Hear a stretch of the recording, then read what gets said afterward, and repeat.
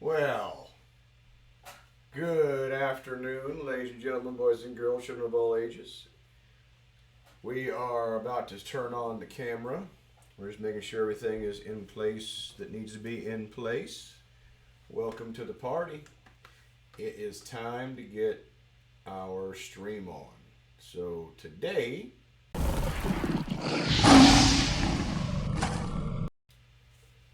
there it goes. Hi everybody, this is the Purple Fedora Butcher, and this... Yeah, the Purple Fedora Butcher, I already found that out. And this is Mini Vinny. his 9-year-old son. So Vincent Drake is learning the art of meat cutting. And today we're going to do 3 separate cuts of meat. You're not going to see our faces the whole time. You're just going to basically You're going to be staring at the table. You're going to be staring at the work. Yes. And our hands. I'll lift the camera and move it back into place, and then everybody needs to tell me if you can see, if the camera autofocus tends to go blurry. Let me know. And then if you can't hear me for any reason, let me know. I'm going to be in and out. I have a lot of my tools here, but I don't plan on doing all the work that I normally do. Knife sharpener. We're going to do some of that busy work off camera because I just want to show you how to cut. Okay, we'll worry about the minor. We'll do working cuts on another stream. Yeah. Sounds like the neighbor's side of the grass. Lovely. No, Okay. It's a plane. Is it a plane? Yes. The low flying plane. I know a plane. I hear a plane when I see one. Well, fine. So today, class of the Fedora Butcher 101. Do you not stab? Do you want me to wait till after I go home? Okay. Okay. I am a 25 plus, basically since 98. I've been cutting meat off and on professionally, but mostly my entire life. He's been a butcher for a long time. And I do enjoy the work. I do enjoy getting people a really nice cut of meat and feeding their families with it. I have a lot of skills that are in my head that were given to me by men who are long dead, and I find it really, really abhorrent that America has destroyed the butcher to the point that I can't have a job anymore. I Everything's been replaced by pre-packaged food, and I'm no longer needed. My skills are no longer required, and where I can use my skills, they don't want to pay you. So at an egg factory. I got out of the business. No. Into an egg factory. Yeah, into an egg factory. Well, first he got into a pharmaceuticals, yes. Pharmaceuticals, and then an egg factory. Now we're here. So I'm going to get in touch with some hanging beef suppliers, some local growers that are going to have hanging beef for me to get my hands on. We're going to start doing whole beef in here. I have to get some more equipment, but it's going in that direction. So Mini Vinny has seen me. That's part of your problem. Mini Vinny has seen me cut meat several times because we did this thing called a Vinsgiving. It was a holiday named after me, and it's because no, don't worry about it. And what we're doing is we're continuing the tradition of teaching, even though he still has a hard time putting Legos together. Shut up! I have a beautiful time putting Legos together. Yes, you do. And once a year. So we're going to we're going to be cutting meat. I'm going to angle the camera down. The first cut of meat we're going to have today is chuck roast. Chuck roast. I have one whole chuck here, and it was really reasonably priced. It's very hard to get primals. These are called primals. The primal is the whole muscle, okay? So this particular muscle comes from the neck, comes on down to the shoulder. You're going to, if they hadn't removed the chine bone, you would see the first couple of ribs at the very top. The very top. You're going to see those ribs right here. I will angle the camera down, obviously. And then we're going to talk about the short ribs, where the muscle meets both the chest plate and the ribeye. But otherwise, you will see where the bones go into the neck, and I'll point all this stuff out. But I really love a chuck. A chuck is great for. It's not really good for steaks. It's versatile. It is a mostly roast, but there's some steaks in here. Chuck eye steak is where you want to be. And then we're going to talk about the offcuts. You know, everything between stew meat, your short rib piece right here. If there's any, it may not be any here. So sometimes at the factory, and when it's running through these machines, it doesn't go through there as it should. But yeah, I'm going to angle the camera down and let you guys see what I'm working with, okay? This, as the camera comes into focus, this is your chuck roast. All right? And you don't ever use your cutting knife to open up the plastic. You do not want to dull your blade with the plastic, okay? Let's just be realistic about this. We're going to cut yes sir, hold that bowl for me. We're going to cut the plastic open on this thing, and we're going to dump the blood into this container because we do not waste anything. And some people are going to say, oh, no, you're eating blood. Well, I just got back from Scotland, and I love black pudding. Black pudding is just pork blood into a sausage, right? Well, around here, you can take this beef blood, and you can use it to enhance the contents and the flavor of soups. So you get more protein that way. Hold still. I'm going to put this in the trash. See right there. Beef blood. Cow blood. And bare minimum, if you do not want, put it up there. I'm going to bump it with this beef. So bare minimum, you can cook it and feed it to your animals if you don't want to eat it yourself. But I highly recommend the nutrients to come in the don't lean on it, please. In the beef blood. All right, so let's talk about. Oh, looky there. We already have our first piece of ground beef. I'm going to start a ground beef container. As the trimming happens, I'll start throwing off cuts and putting them here. And I'm not going to grind on camera today. I'll grind some other time. Grinding is very loud and very time consuming, and I just don't think it's something you guys need to watch. All right, so hopefully we get some visitors. If not, that, such is life. We will deal with it when we get there. This is my fillet knife. I keep it up here because it stabs me in the leg if I don't. So let me grab one of my various blades and we will begin. What you have here is where the ribs sit. So this section is the beginning of the ribs. This is the top. This is, goes to the, sorry. Turn it over. This is where your neck muscles are at. Okay? That's where your neck muscles are at. That's why it's all loose. And the machine or the butcher has gone in between. And it looks like it's machined because it's not got knife stabbies in it.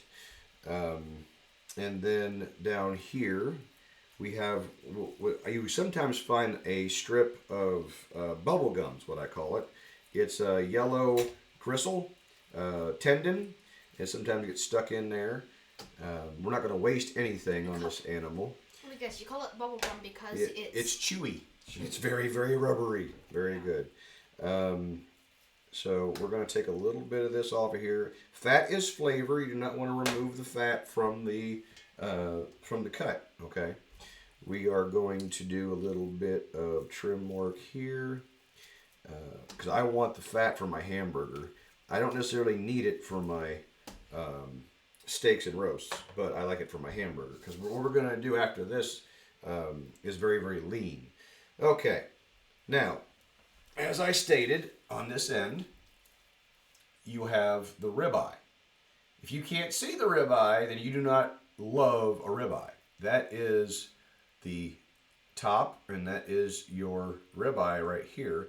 This portion is your shoulder meat. But this right here is the very first ribeye. It's called a chuck eye.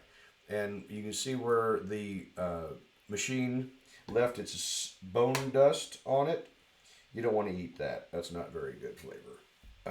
But right here is your eye, and here is your cap. That is the beginnings of ribeye. And then, I don't see one. I'm looking for short ribs. I'm just looking for it. I don't see it. This would be your top. Sorry. This would be your top, and this would be your tail. So at the ribeye level, you'll see there's a tail down here. They've cut that off, and that really hampers your ability to make these short ribs right here. I'm going to look and see if it's worth the effort. There's a little bit here, but it's not really worth. You really want the whole thing, and you only got about that much of it. Vinny, I think we're just going to leave that on there. Leave that in one piece. So we'll just cut the whole roast, and I'm going to show you a couple different tricks that I use to make pretty cuts. Okay. On this side is where we usually have some skin, where the shoulder blade sits. You have to go up underneath there and peel that out, and sometimes it's just completely over top of this thing. Well, currently, I don't see any. This is all just extra fat here. You can leave it on your chuck roast. I love it. It's fat is flavor, and it's also where the nutrients are. That's where you want to eat. Lean is not good. Don't listen to anything the mainstream media tells you. Lean is not good. Okay, we are going to start cutting Yeah. I don't need barking in the background, sir. Thank you. We're going to pick. I'm going to see how this is sitting. This is my roast and steak knife.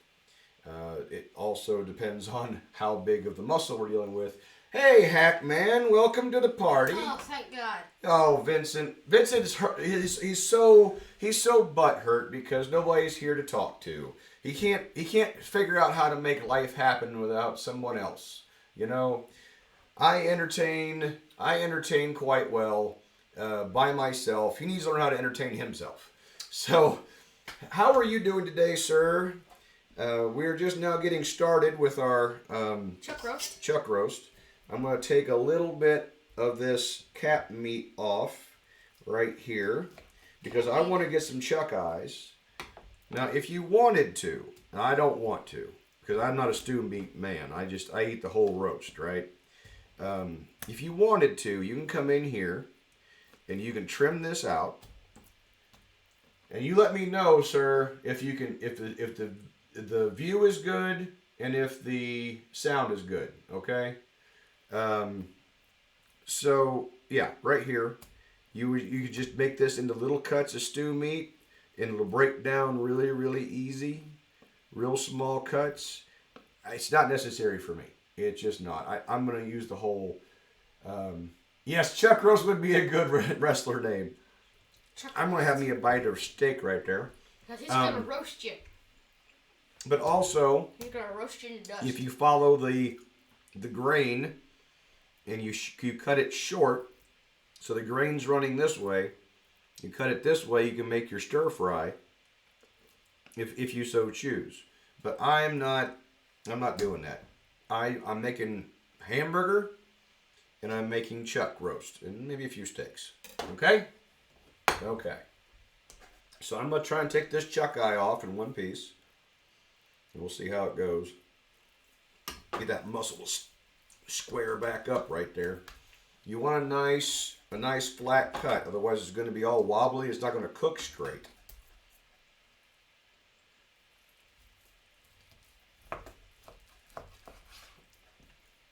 Now, and all you want out of this is this portion. You do not want this.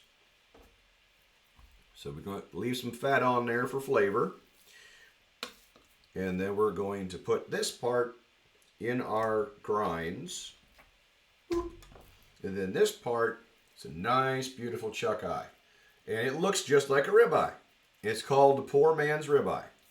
And yes, it's narrow on this end and it's fat on this end. I understand that, but that's the nature of the beast. And then I will take that and put it in my collection for packaging later. And then 3 bowls. We're using one for beef blood, and then we're using a lot of different bowls. And we're using one for packaging. All right, let me see. I'm gonna look at this. I can't move the camera, okay? And the laptop will not allow me to run 2 cameras at the same time. So I'm just gonna go ahead and make this next cut because I think there's a chuck eye in it, and then I will show you guys what we are doing. Oh yeah, that's definitely a good chuck eye. Look at that. Oh, if you didn't know, guys, this is gonna be perfect for a stream like this because, well, it's raining outside. Well, nice and pretty out. Yes, it is. Well, so it's gonna be raining a little bit, but there's a real pretty ribeye steak. It doesn't matter. It doesn't matter. It's not Vincent, what do you think of that steak? Is it pretty? Looks like a normal steak that I would see in a movie. That's right. Like I would see in a pretty. cartoon. So there's 2 chuck eyes. That makes me happy because I'm a huge steak guy.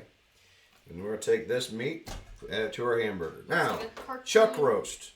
When you talk about chuck roast, you want a 2 to 3 pound chuck roast. And that's about that wide. Inch and a quarter, inch and a half is what it takes to get a good sized family portion chuck roast. Did you wash your hands, by the way? All right. We don't need any trim here, and it's very clean over here. We're going to take some of this, and we're going to cut one nice fat chuck roast. Yeah, one nice fat chuck roast. Look at that. Oh my gosh, that's even. And that is just as easy as it gets, you know. As easy as it gets. It's not that difficult to cut your own meat at home. Whoa, hold on. When you think about the expense of a chuck roast, you know, $5.99. Well, I don't know what they are right now. $8.99 a pound in some places. This was $5 a pound whole, and I'm not going to waste any of it. That was. Look how beautiful. That's a nice knife. Thank you, sir. It's part of my collection. I've got millions and millions of blades, but this is between it and a knife. It doesn't matter how much you pay for a blade. You know, you see all the people that are online that are spending millions of dollars on these. You know, German steel, Italian steel, Japanese steel blades. The fact of the matter is, if you do not know how to sharpen a blade, then it doesn't matter what the steel's made out of. It's going to be a spoon at the end of the night. Well, hey! Wait. Welcome to the party. Wait. Good to see you. Oh, we got followers. I am the Purple Fedora Butcher. I cannot change the camera at the moment. I got it aimed at my work. But welcome. Me and Mini Vinny are standing here. We're doing some meat cutting. We're going to do some chuck. And we're going to do some ribeye. And we're going to do a sirloin. We were just talking about, a minute ago, I cut this out of this chuck roast. Very good. Very nice. Here is your chuck eye, which looks like a ribeye steak. And there's your chuck roasts right there. You got the big ones. And we are going to finish this up. This is called a chuck roll. For people who don't know how to cut meat or what the name of the primals are, you go to the butcher, and you know, a real butcher, not a Walmart, not a Kroger. You go to a real butcher. You say, I need a chuck roll, and if they look at you like you're made out of plastic or something, or like you got 3 heads, then you're in the wrong place. The best kind of food. Food prep on Twitch. Yes, sir. I appreciate the follow. It means a lot to me. When we get done here, I owe you a shot. I will not shoot. I will not do shots while I'm in the middle of this. I will do it afterwards for professional grade reasons. But yes, all new members of the mob, they get a shot. All right, here we go. We're going to do another chuck. A chuck is generally 1.25 inches to 1.5 inches for a roast. And we're going to cut right down through this. This as straight as can be. And look at the fat on that. Man, that's where the flavor is. That's where your nutrients are at.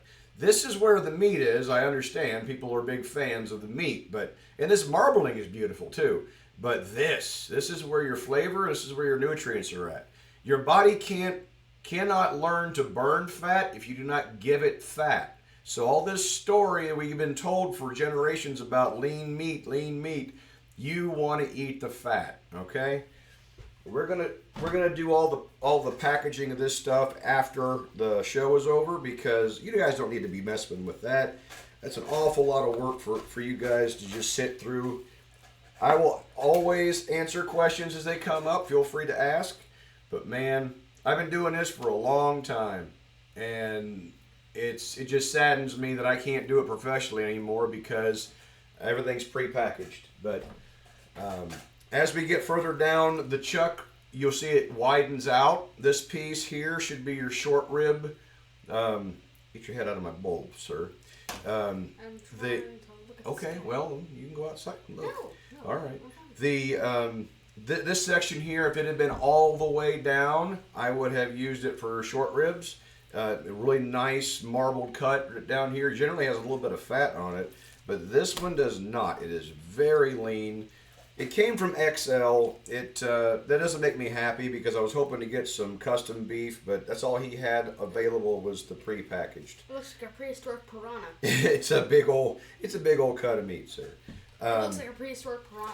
And when you pay $5 a pound for the whole thing and you don't waste any of it, it is so much better than going to the store and being charged $10 a pound when you can just do it yourself. And man, it is such a nice... This is my favorite roast. Let's do a couple more of these. obviously all our trim gets used up for hamburger. And because you came in late, I'll show you that I also saved the blood from the packaging because whether you eat it or not, I don't want to waste it. I put it in my soup to enhance the nutrients in the soup, or you can give it to your dog. And the flavor. Yeah, it enhances the flavor quite nice. Some of us are big fans of blood pudding. I cannot make that creature, but... That's just pork meat with sausage. Pork blood. Pork blood with sausage. Yeah. So nice. And so easy, you know. You think it's hard to do these things. I'm just taking my knife right down through that cut of meat. And boy, now, let me show you a trick while I got you here. You see how this tail's out here? And now what's going to happen when you roast this is you're going to get this cooking before this because this is so thin, right? But what you do is you roll it up like this and then you're going to tie it, okay? Just a second here. We'll do this real quick. We're going to take our butcher's twine and we're going to go around like this. Oh, so that's what it's used for. Aye. It's for rounding meat. It's for making roasts, making things that you're going to cook stay in one place. Oh. So you're gonna oop. Some of the blood's leaking out. It's what it's supposed to do. It's what it's supposed to do. All right. You don't want to squeeze it too hard, but you want to squeeze it to where it stays in a circle. If I can get my fingers to do what I used to do. I used to be able to do it without even thinking. I bet you I can do it if I just did it. So there's my butcher's knot. Butcher's knot. Yeah. The butcher's knot, other way. There we go. It is like a slip knot. So you slide it into place, you get it where you want it, you twist it, and then you're gonna tie that into place so it doesn't slide out. Or that's a slip knot band. Yes, that's a butcher's knot. I will show that again here. Whoa. Slower. Yeah. But that is how you round out your roast without having to. Sweden. I was just in Scotland here recently, and I had some black pudding for breakfast. Okay, it's like UK, and then nope, Sweden. That's cool. Well, welcome, man. You're way off. But yeah, that's how you get a roast to stay round while you put it down in whatever you're cooking it in. And I'm not necessarily interested in that on my end. I'm just going to throw that in my Instapot, my pressure cooker, and break that down and make it into soup or barbecue. And that's the other thing is don't eat the pork. Anything you can do with pork, you can do with beef, including ribs. But man, that is so nice. I'm going to take that off there for my ground beef. That is so nice. I think we got maybe one more in here. I'm going to take this piece off. You see how flappy it is? That's where your neck bones were at, okay? So that's just loose from where they went around the neck muscle or neck bones. I'm going to put a little bit of a trim on here. Wait, hold on. So all this meat that is right here is going to be used for supper? Not right now, no, but it will be eventually. Oh. So then you got a nice big roast. And like I said, you can tie it. This particular stream, we're not going to do any of the fancy stuff, the rouladins, the various things you can do with the hammering it out, making cube steak and stew beef and stir fry. We're not going to do any of that. We're just going to cut the meat, and then I'm going to do the prep work myself. And you're right, sir. It is raining, but it's a nice quiet rain. Sun's out and the rain's coming down. Yeah, it's a nice quiet rain. All right, so we're going to move this over, and we're going to get to our next cut, which is going to be very, very fast also. Please leave that right where it is, because I have a long piece of meat coming in. Okay. Oh, wait a minute. No, I forgot which. Oh. This is the ribeye. It's very gigantic. If you look at it, it's very long. So we're going to talk big. about. It's wide and big. Up, Simba. Let's change this angle just a little bit. That way our new friend can see who we are.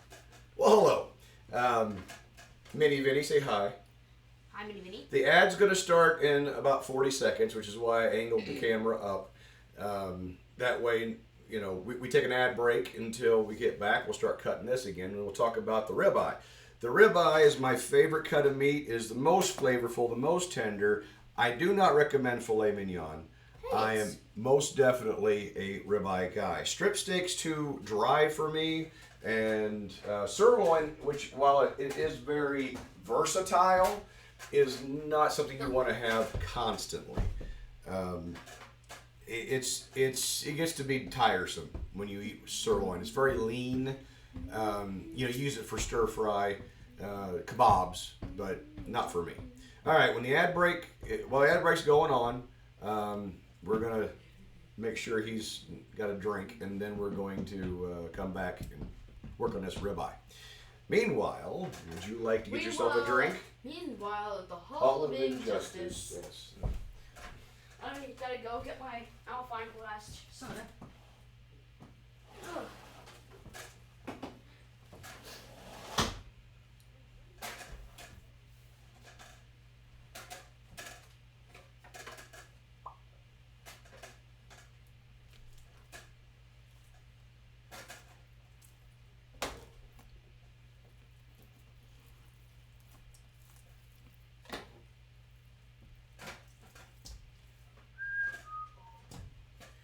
Seconds.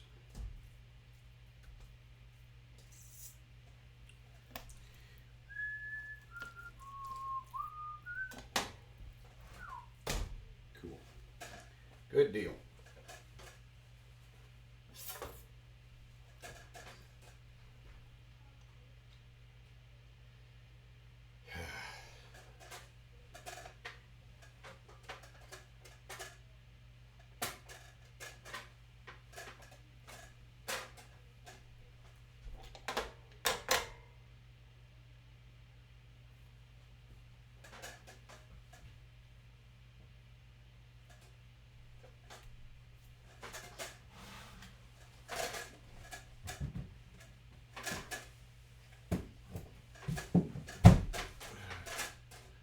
Okay, we're back. I don't know if I'm going to get through this one in a half hour or not, but we'll find out, okay?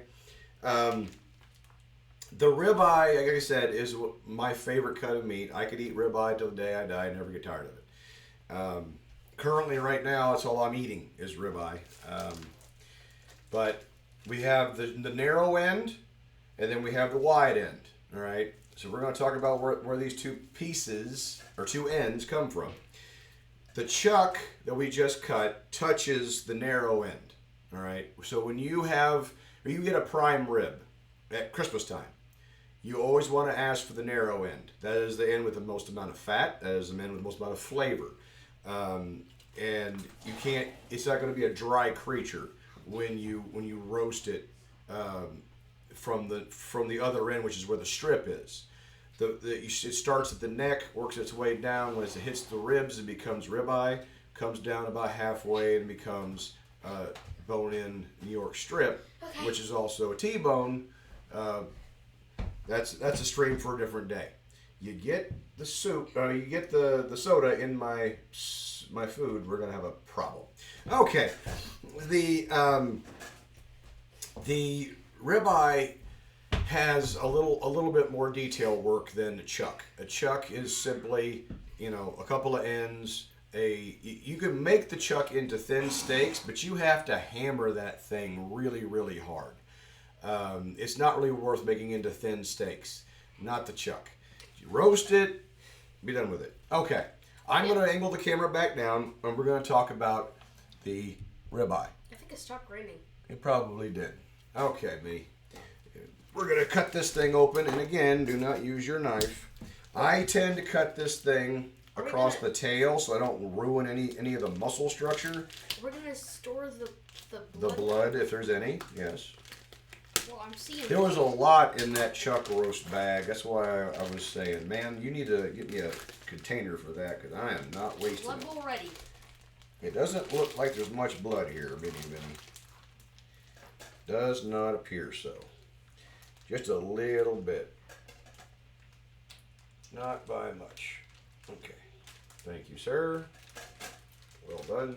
First one we did, you got a lot more blood. Yep. All right. Don't spill it. Okay, now, like I said, on this big pretty end down here, that is your New York strip.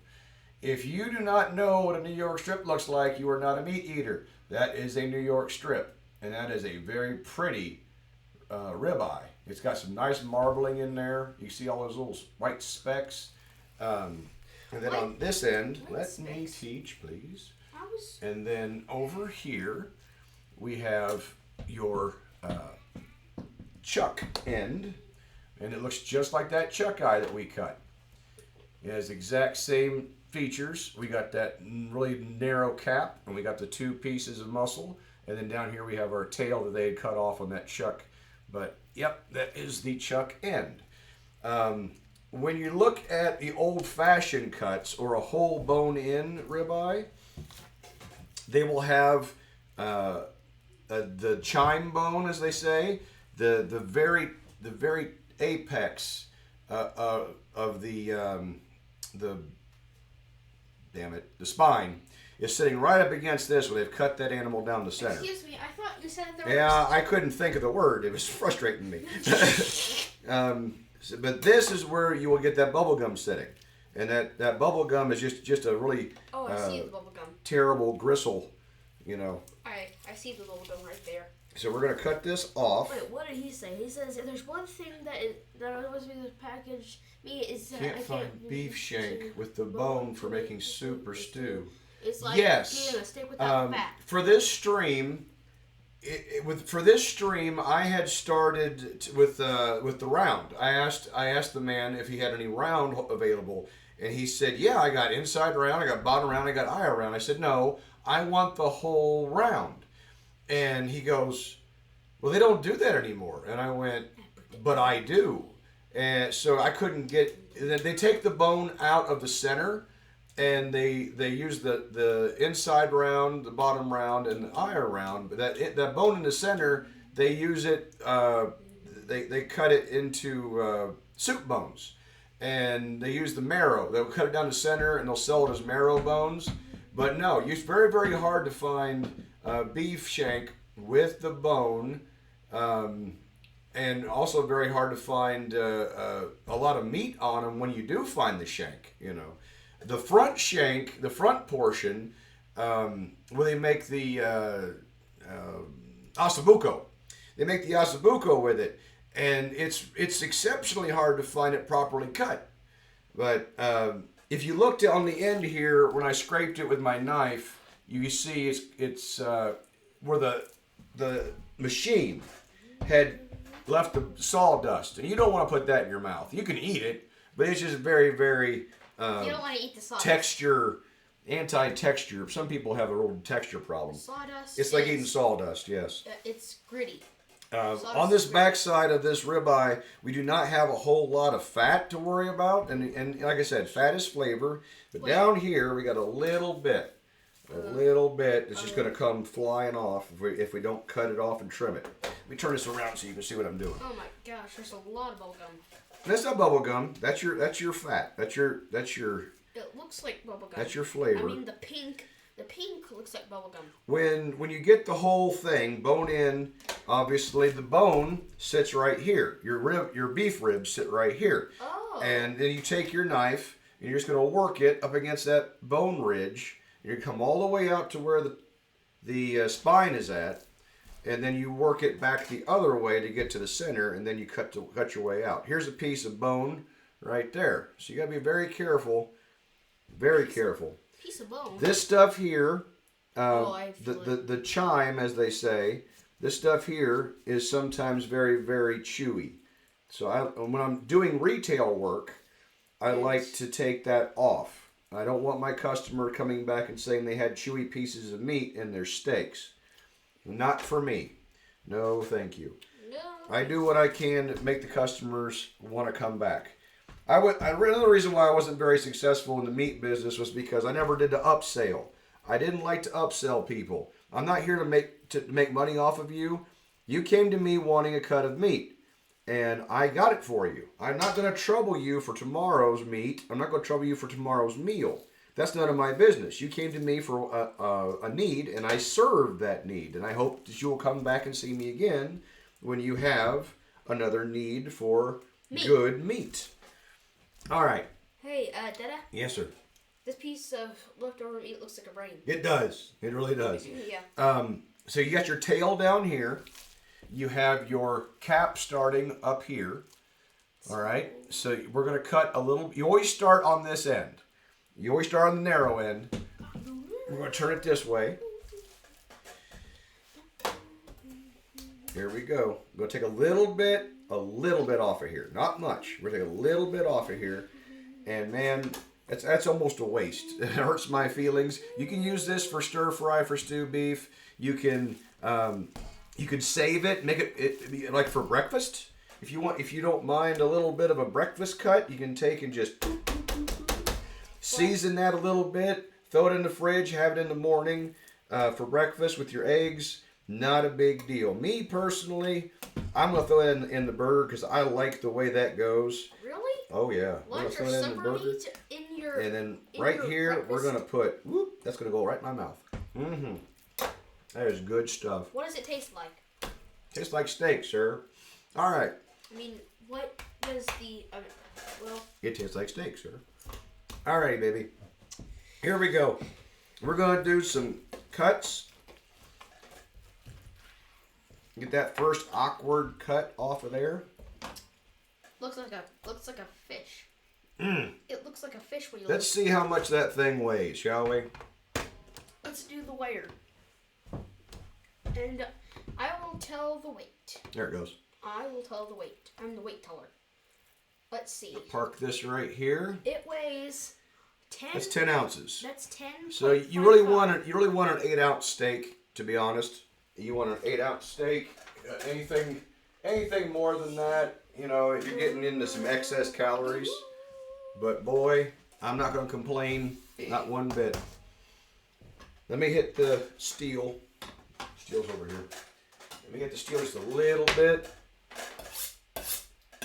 Sharpen your knife. Roughing up my blade just a touch. Just a touch. All right, here we go. Get out the drug scale, meat scale. Now, there's two methodologies here that you can live by. Either you're going to cut thin steaks so you can get that 8-ounce portion, or you cut a full-size steak and you cut it in half, which is what I recommend, because when you have a thin steak, they cook too fast. You do not want your steak to be beyond medium. If you eat beyond medium, you're probably not a really big meat fan. Yeah, my head's really big. Yes, they can see you, Vincent. Do you have any input, sir? I mean, I just wanted it to be seen from over here. Okay, well, it's not about being seen, it's about learning. Well, we're just gonna cut that meat a little bit. Hold it in place, and there you go. Cut some of the fat from the meat. Oh, and there we go. that is so pretty. Let's see what that weighs. It weighs. There we go. That's an 8-ounce. That's an 8-ounce. That's an 8-ounce. And it is thin, and you know that's going to cook really, really fast. So that's not my thing. My thing is a nice fat 1-inch cut of ribeye, and then we can just cut that bad boy in half. Look at there that. we go. Now look at the marbling on that, boys. Oh my god. That is pretty. That is really, really pretty. Let's see Put how much that it weighs. on there. It weighs. That's a 12 ounce. So cutting it in half is going to give you 6-ounce steaks, which is not bad. We're going to go a little bit bigger on this one. Look at all that meat. That's a nice, thick. Look at that meat. Oh my goodness. It looks like the Screamer painting when the person's going. Ah! That's a 1 pound. That's just over 1 pound ribeye. That's a 1 pound ribeye. So you cut that bad boy down the center right here, and you got 2 nice steaks. And I'm not gonna do that. I'm not gonna bother you guys with that. Thank you, sir. I'm not going to bother you guys with that. I am going to continue on cutting this down because what I want to get to is your sirloin. The sirloin is a very busy cut of meat. That is a 15 ounce. It's 15 ounce. It is a 15 ounce. You're right, 15. Yeah, 15 ounce, just under a pound. And I'm not cutting any of this now at the store. At the store, they'll take all this off, but I'm eating it. Okay. Yeah, if I wanted some more meat for some more fat for my ground beef, I can take a little bit of these tails off. Yeah. I'm leaving this on. Yeah, the white stuff is where the flavor is. Yes. Also, if you cut this tail off prior to getting a 1 pound reading, you're going to have to go that much wider to make up for the loss of the fat. Yeah. So you're going to have a big fat ribeye, which is pretty, but that's not where the flavor is. The flavor is through here. Man, I love a ribeye. And let's do one slice. Let's do. Oh my gosh, that's big. Look at that meat. Look at those, man. It's bigger than your hand. It's a big old ribeye. It's bigger than my hand. It's bigger than your whole head. That's 1 pound on the money. That's 1 pound, baby. On the money. God, that's pretty. That one slice is 1 pound. I love it. Oh my gosh. So we're gonna knock this out. That's absolutely marvelous. And hopefully get back to the ad break so we can do that sirloin. The sirloin is just waiting for us. 1 pound, just a little bit over, just a smidge over, and all that marbling, all that fat. That's a really pretty cut because you look at the marbling in that, boy. Oh, it looks like a man's face. Man is. In the middle of it, it looks like a man's face. So good. This is strictly steak. There's not really much extra fluff you can do with this. In some circles, they'll take the cap and they'll cut the cap completely off, okay? They'll take all this cap off and they'll use it for whatever they want to use it for. They call this a Delmonico, this muscle structure right here, the Delmonico ribeye. And I didn't like it when I was first introduced to it back when I was a kid. When I first started cutting meat 25, 30 years ago. 98? 98? Wait, 98. Yeah, 1998. Before the year 2000, sir. Yeah. And I didn't care for it then, but I kind of understood what they were doing. But like I said, the nutrients are found in the fat. Which is the white stuff. The hardest part about meat cutting is getting that steak to be as flat as possible. Not everybody has that gift. Teaching someone that, it all comes down to experience. You really have to try to figure out what your grip's going to be. Some people are strictly, hands-on like this. I tend to use a little bit of extra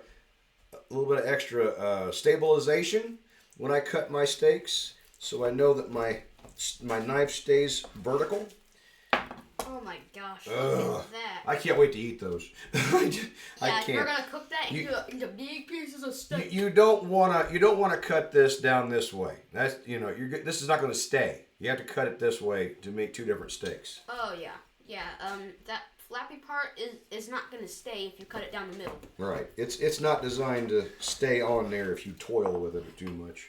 Oh, now we're getting into the other end. You can boil water, but you can't toil water. Thank you, Chowder. Okay. Yes, we're getting to the other end now, where this section is getting wider, and we're losing our cap slowly. Let's get another cut of meat, and you can see it just has a little bit of fat, but a lot of meat. It is so nice. I cannot wait to eat these. I'm a big fan of just salt and pepper, garlic, onion in the skillet. My kids are big on some extra hamburger seasoning that I buy. It's their favorite thing. I tend to do that with their steaks. Look at how wide that is, boy. That was a good purchase on my end. Whoo, that's pretty. That guy picked us out a nice one there at the slaughterhouse, didn't he? Yeah. Really nice kid.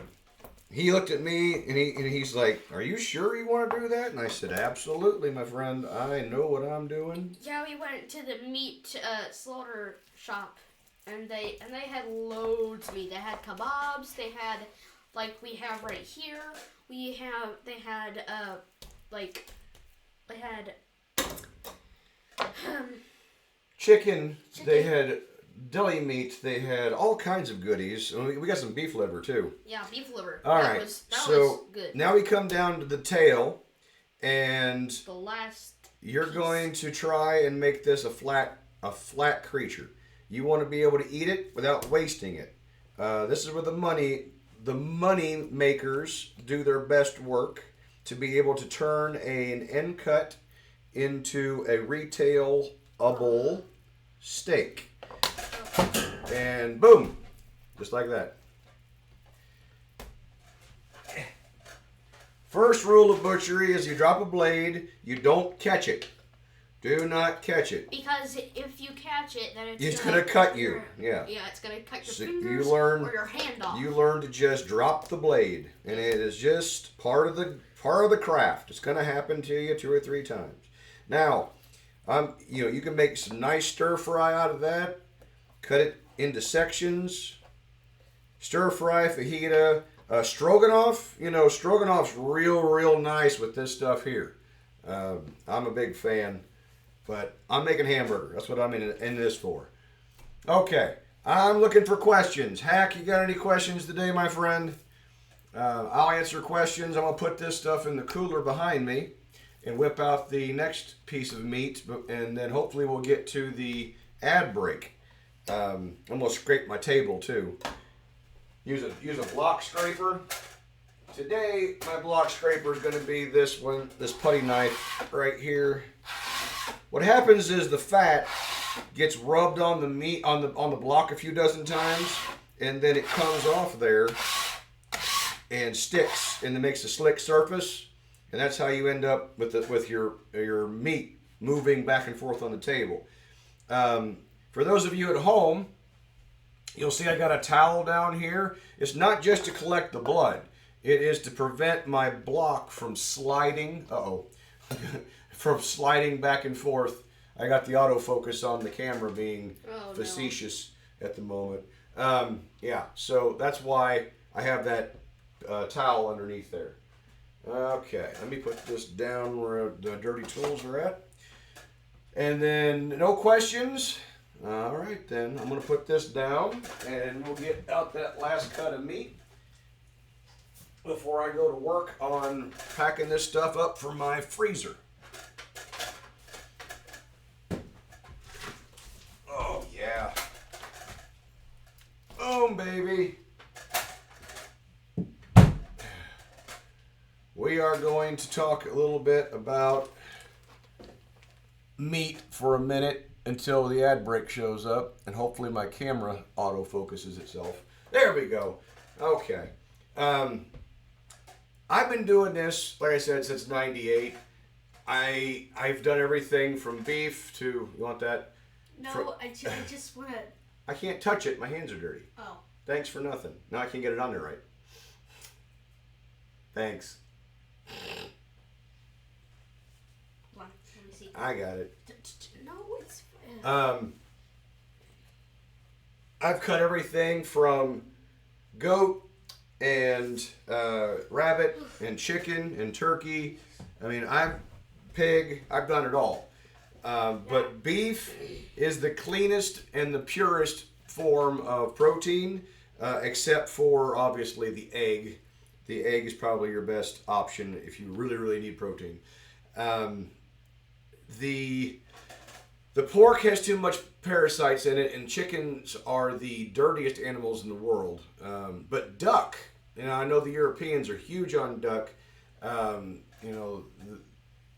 I've had it myself out there. It is very, very good. I'm just more of a beef guy. When you're in America, unfortunately, all the beef is grain-fed, and that's, you're putting poison in your food source. Now you're getting poison out of the food source. When I was in Scotland, they don't do that. They put it strictly in grass-fed only, and that's what I recommend. Are you going to be okay? Yes. Would you like to have a drink? Take a break? Well. So, if there's no questions, I think we'll just go right into this talk about the sirloin until that ad break shows up. This sirloin comes from the very back hip on the cow. You have the round. Turn around, buddy. You have the round. Turn around. There you go. You have the round on the cow, which is the tuchus. The tuchus. That's the big leg muscle you see on the back end of the cow. At the very top of the cow, you see a lot better on That's where your buns. dairy cow is. You'll see the hip frame where the New York strip comes down into the T-bone, into the porterhouse. The fillet is on the inside, obviously. When you get down to the very end of the animal, before you get into the round, that little corner there is where this sirloin comes from. You're going to have one end of this animal, or one end of this cut touches your New York strip. And you have to kind of squint your eyes to see it, but that is the very last New York strip. It's also called the pin bone steak. Sometimes if they leave the bone in it, bone-in sirloin's not terrible, but it's not my cup of tea. I'd rather have a nice boneless sirloin, personally. And then the other end of said cut of meat obviously goes into the round. It starts into that top portion of the round where that hip socket is. Okay, so you're gonna see some really ugly right here on this first cut, because that's where that gristle and the connective tissue is at. And then we're going to talk about this top portion. The top portion of this particular cut is called the picanha, or the coulette muscle. The coulette is my favorite steak. We're going to take this off. We're not going to leave it on. When we talk about whole cut sirloin, obviously you're going to leave everything alone. But we're not going to do that. We're in this for the portion cuts. This one I'm going to break down a lot tighter into 8-ounce portions. But this particular muscle, when we take it off, I'm going to show you all kinds of fun things we're going to do with it. You have to take it off and cut it a specific way to get the most tender result. I call it a Hoosier strip because that's the person who trained me. That's what he called it. They call it various things depending on where you come from. It looks a lot like a New York strip, but it's not. It has the same fat on one side, the same very lean center. I love those cuts. They're great for kebabs. They're really, really good for kebabs. The cap end, it usually has, you can feel it. You can feel it and tell how thick the cap is. Used to be, when I was a kid, it was huge amounts of fat, because the factory is selling you the fat. You got to deal with it. Quit. And then I have not seen a good fat cap on these things for probably 15 years. Because they do everything in the factory now. They strip it all out. They sell all the byproduct to people. They don't waste anything anymore.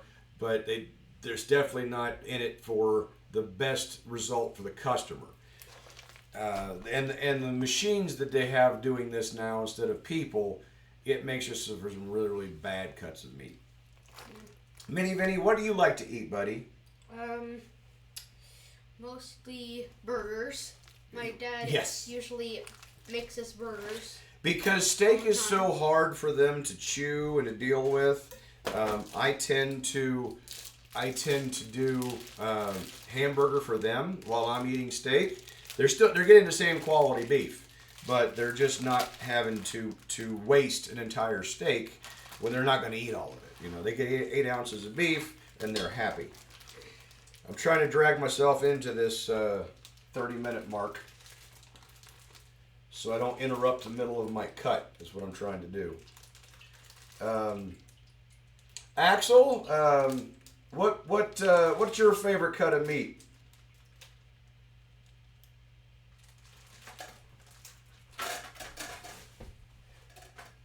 That's all I need. Thank you, sir. Yeah, ad break's on. Ad break's on in about 1 minute. We'll use that beef right there. beef blood. We'll put that in the soup I'm working on right now. We don't have to waste it. And then we'll come back and we'll work on this particular cut of meat.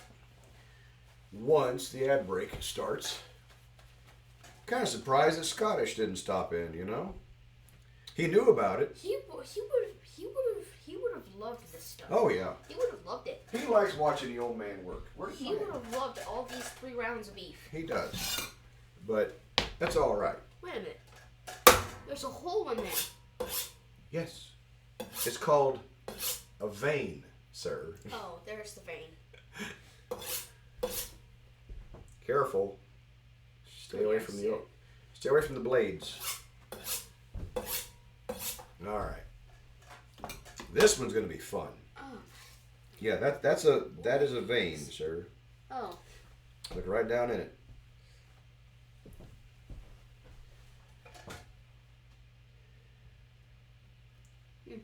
Mm-hmm. So that's the size of a cow vein. That is the size. That is one vein. Yes. That is an artery in the hip. Oh, hip artery. Yep. We are going to take all this stuff off. It's gonna be fun. Mm-hmm. When they come back from the ad break, and then we're gonna have to work to get this stuff put up. Mm. Where's your sister at? I think she's in her room, or her mom has her.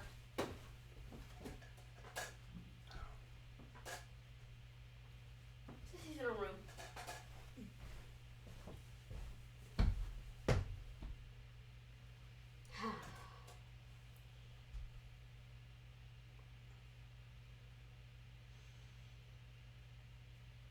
Yeah, 30 seconds. Then we're gonna knock this out, and then we gotta get everything put away. We may not grind today. We might grind tomorrow, but we gotta get all the steaks put away. Okay. It's the sweet sound of silence.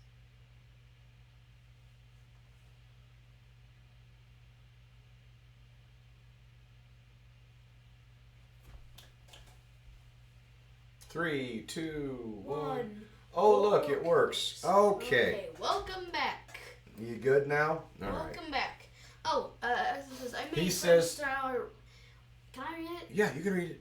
I make French style roast beef the same way my great grandmother did, and serve it up cold, cut with potato salad.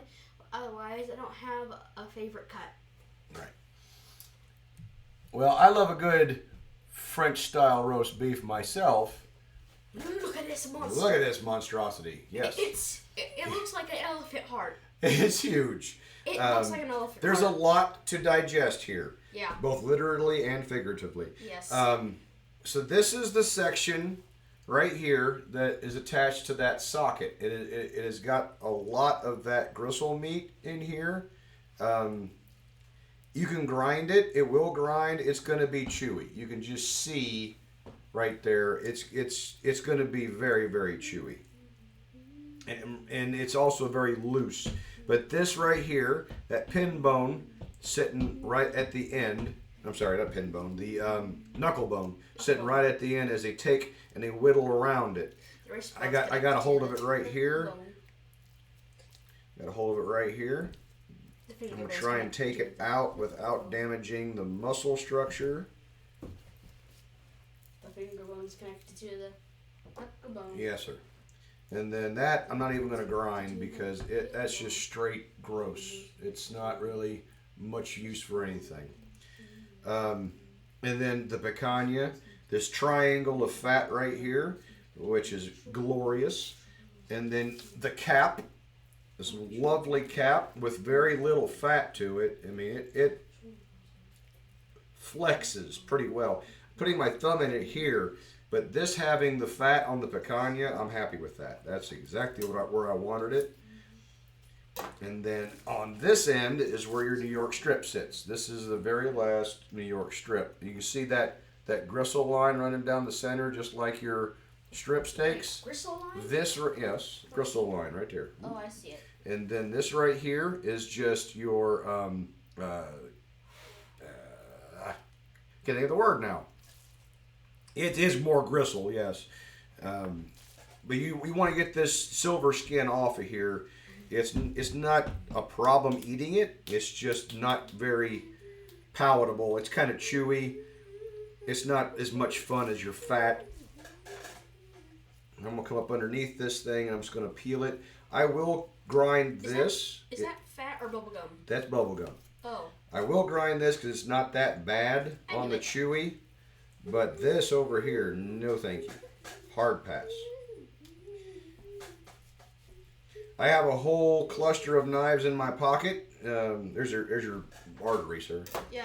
He's staring at this hole in the middle of the meat. That's a hip artery. Yes, the hip artery. Where the blood circulation is supposed to flow. So this up here, when I'm in the retail world, I will whittle this down slowly. Take this top section off because again, it's very chewy. And I don't want any of my customers mad at me. Yeah. I would rather them come back and say, man, I can't get a steak like that anywhere else. Because they don't want to put the extra effort in to make it super duper tender. It's the small details. It's always the small details. And when you're big picture people like the corporate infrastructure, you miss the small details. I'm going to see about taking a little bit of this off here because I'm going to grind all this. Now, you got this triangle of meat and you're just going to peel away. You're just going to pull it apart. It's not that bad of a deal. Peel it away. This guy's fighting me a little bit. You got to peel that right off. Oh my gosh. What? The sound? Yeah, it's bleh. Yeah. It's like you're you know, guys, it looks so big. It looks like an elephant heart. It looks so big that it could fit inside an elephant body and it could be an elephant heart. It is a nice cut of meat. You want to stay in the gap and you do not want to work into your muscle very much, hardly at all. You want to be very, very careful. Come down this way. I'm going to waddle this just a little bit. Now, the muscle's it's a fan, all right? The muscle's going to come to a point where you're going to want to cut it all the way off. And that I think I've about reached that point. Come down here and just work it back towards that muscle without cutting into it. Perfect. And you got 2 pieces of meat. Now you got this beautiful, beautiful picanha. And I got 2 beautiful, gigantic pieces of meat. It looks so wonderful. We're going to take this little bit of fat and gristle off of here. Because... This little bit. Yeah. Now, in the retail market, here we go again. We're going to take this little bit of fat off the tail. That is my preference as a butcher. And then we're going to lop this off. As an ex-butcher. No, I never stopped being a butcher, sir. No, you're a butcher. Yeah, sorry. All right. We're going to take this silver skin off of here because it is super chewy. It is not very palatable. We're going to work it you're going to work up against the silver skin. If that makes sense. You got a load of fat. You have to turn. There's Hackman. My favorite has always been porterhouse. When I retired, I ate nothing but porterhouse with the leftovers in the next morning's omelet for 6 months. I dropped from 185 pounds to 140 pounds. Well, Hackman, right now I'm on a full carnivore diet, buddy. I'm eating nothing but steak and beef and butter and eggs, cheese, but very, very little. Jeez. Very, very little else. I still have a few things here and there because I got to cook for them. Eggs being my weakness, and potatoes. Yeah, he loves. I love a good baked potato. And also he loves a good cooked egg. He Yes. loves eggs. I love eggs. Because they've got protein in them. It's because the best protein. Because the yolk has a chicken inside of it, and you know what chickens are made out of? Meat. So that would be protein. Hey, the middle of the egg is protein. Vincent ate all his eggs this morning, didn't you? Yeah, so I could get limes. Yeah, he likes his limes. We got to do a key lime every I day. wouldn't say I like limes. It's fun. It's a fun little experiment with your face, isn't it? Because when I bite down into the lime and then the juice squeezes out into my mouth, I have to swallow it, and it is so sour on my tongue. It's a feeling when you eat Sour Patch Kids. It's so sour, and it's okay. Gosh, I can't explain how sour it is. We've got the silver skin taken completely off now, so now we're clear here. We've got our New York strip looking thing here, but that is not the cut. This is not the way you cut this piece of meat. You're going to cut this piece of meat this way because your grain, the grain of the meat runs this way. Curved. Okay?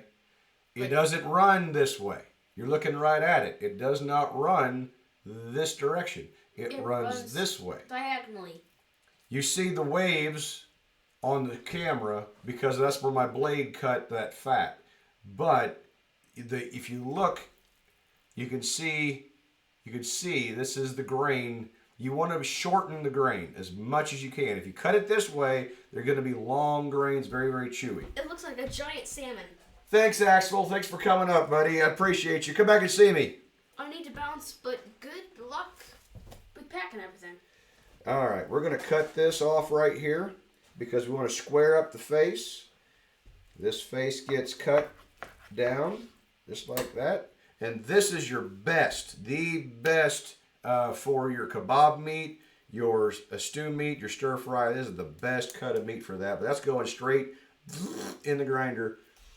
We're cutting for steaks. We're cutting for hamburger. Oh my gosh, look at that fat. I know, it's going to be so good. That's so much fat. Here we go.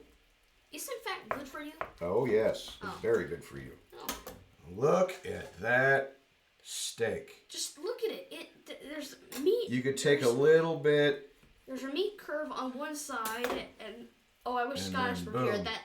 That if you curve the bottom of that, and if you curve the bottom of that this way, it just looks like the head of the Loch Ness Monster. It looks like Loch Ness on the map, you know? I'm saying it looks like the Loch Ness Monster.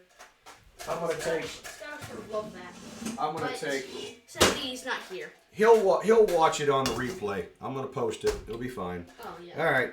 Let's keep cutting these steaks. We got the Hackman. Life is good. Life is very good. Hackman says, I don't think I've ever seen Scottish for 2 or maybe 3 weeks. Oh, I've seen him several times. We talk about pretty much every day. But as far as on the stream, I mean, he was with me on my last stream. He's having a hard time with the people that he watches on a regular basis. They're not streaming often enough, and I mean myself included. But he knows I'm busy with my work schedule, and the other people that he likes to spend time with just aren't putting in as much work as they used to. You know, whether it's Sandwich or Mike Storm, but he's having a real hard time with the Canadian wrestler. He's having a real hard time with that. Or Marky. Yeah, I haven't seen Marky in a long time, but I know she tends to lurk. She hides in the background on purpose. All right, let's get these beautiful Hoosier strips cut down. Gonna put that fat right in the hamburger. And it's gonna be the best burger. I cannot wait to cook that I cannot wait. That's gonna be so good. Just feel the jiggling. Just feel the jiggling. That's how tender the meat is. You see how much it moves?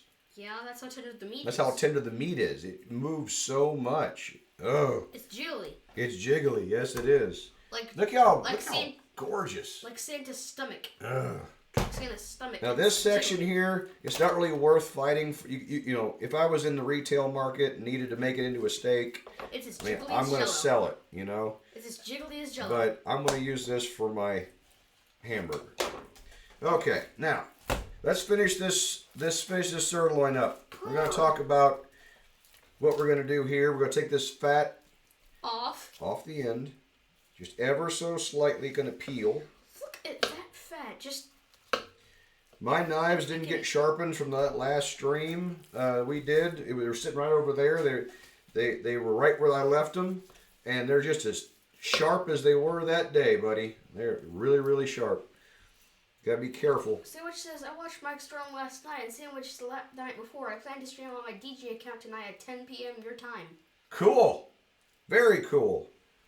Hopefully I'm still awake, but I'm not gonna hold my breath. I plan on being then you be like numb to the world at that point, sir. My hips and my lower back are really bothering me today. Yeah, he's... All right. Let me finish this up, buddy. Okay, so now we're going to come to this point.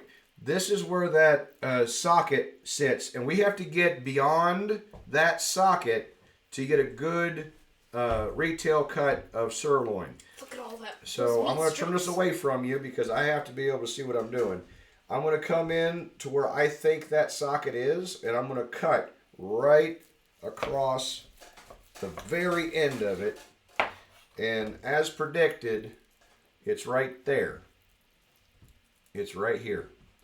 So that particular hole is what we're trying to avoid. And that gives us a beautiful face. Beautiful face. Oh, that's marbled, man. Man, it looks so good. Oh, my word. That is pretty. Now, also, this is a personal preference. Personal preference. I'm going to come down here and do this. It's not necessary. It is a personal preference of mine. When I'm cutting sirloin, and this will probably anger a lot of retail cut butchers, I like to take this stupid little middle muscle part that is just in the way. It's extra fat, it's got some gristle in between. It's hard to get a good looking steak with that thing still attached, and it goes into the grinder so well. I need that red meat in my grinder with all that fat going on. But now you have nothing up there in the way. It is completely and utterly a pretty face. Meanwhile, the whole of injustice. yes, sir. You could take and cut this out and run it through the tenderizer. You can cut this out, run it through the tenderizer. Again, stew meat, cube steak, kebabs. This is where you're at, okay? It's kebabs. I love me some kebabs. Yes, me too. And then we're just gonna take all this, run it right through the grinder. Attach anything more. We're it's kebabs. We're not doing anything fancy. Not today. Oh. Sorry. Next time we'll talk about fancy stuff. Right now we're after steaks. We're after steaks. I'm not going to tell you how much we spent, Hack. I'm just going to tell you that the market in America sucks. It sucks right now. All right. Take my fat off the table. Here we go, baby. Yeah, I haven't seen Mike Storm in quite a while. I was actually kind of concerned because I hadn't seen him in so long. All right. We're going to make a nice flat cut on this face here. Hey, Dada. Maybe the reason your room has stink bugs is because there's a hole that the stink bugs in here can escape and get into your room. Possible. All right. There's a nice, beautiful, full sirloin steak. It is one of the best cuts, most versatile cuts. You can use it for basically anything, but it's just too lean for me. There's not enough fat here to make me happy. Oh. There just isn't. Wow. Because of the nature of the beast. It is a very, very... Look at that. You see how minimal the fat is right there? It's just minimal, and everything else is just meat. I can't make you taste it, Hack Man. I wish I could let you taste it, buddy, but yeah, there's your sirloin steak. It looks like a bat. Yeah. When you put it down, it looks like a bat. In front of the camera, it looks like a bat. And you get, for the money that I spent for it, you're getting a lot of meat. A lot of meat. Cutting off that type of fat. You can't beat that. When you're doing it at home, nobody can ruin your steak for you. No bueno. Nobody can give you a bad cut of meat when you're doing it yourself. Man, that is beautiful cuts, and they're going to be tasty. It's going to be as tastier as ever. But the best part's going to be that burger. I'm telling you. To me, I'll take some pictures, Hack, and that way you guys can see what the burger looks like when we get done. To me, the butcher of butchers is this guy right here. Look at that. Oh. To me, the butcher of butchers is me. Now, as I cut this, it's going to lean because on right here it tends to be more narrow, so it leans a little bit. You could hold it up. I've seen butchers that they don't have very good grip. She'll see them do this bit right here. They'll use the steak to hold the whole thing vertical, and they'll cut right across that. So they can keep their steak just as flat as a pancake. As flat as pancake. I've been doing this so long, I can do it with my eyes closed. I know all the tricks. I had really good teachers. I had really good men that showed me how to make steak the best possible way. And I'm showing you guys at home, come here you, show you guys at home how we did it back in the day before AI took over and did everything for us. Wait a minute, where's the hole? We already cut through it, sir. Oh. Take that out of there like that. Take the fat out of there, and there you go. There you go. It's right there. Now, we're down to where we can't get any more flat cuts. So we're going to come in here. Retail wise, you're going to come up here. Way up here. Take that off. Now, you can take and get 1 or 2 more cuts of steak off of here. And they're still nice and pretty cuts. I'm going to take this back side off of here like this so I know where my... Boom. And you put that in a package and they won't even know the difference. What the heck? What? There was a hole in that meat you put in there. Yeah, my finger. Yeah, you put that together like this, and that customer is not going to know any different. That is one whole sirloin before electricity. Yeah, see? Before electricity. It's as if I've done this longer than most people have been alive. You put the cut parts together. It looks just like a whole one, yes. Yeah, nobody will know the difference. Nobody will know the difference.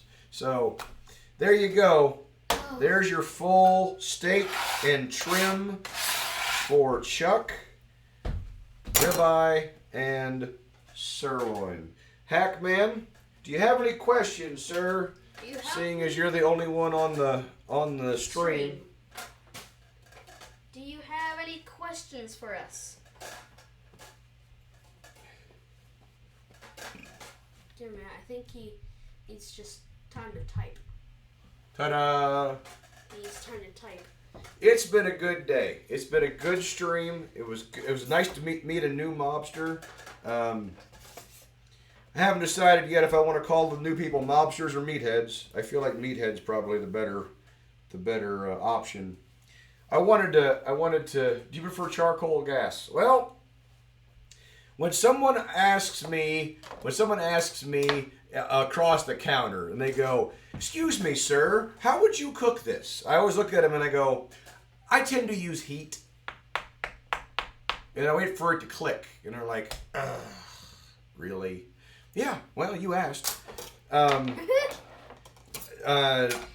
prefer heat. I like my cast iron. I like my my gas fired. What's it called?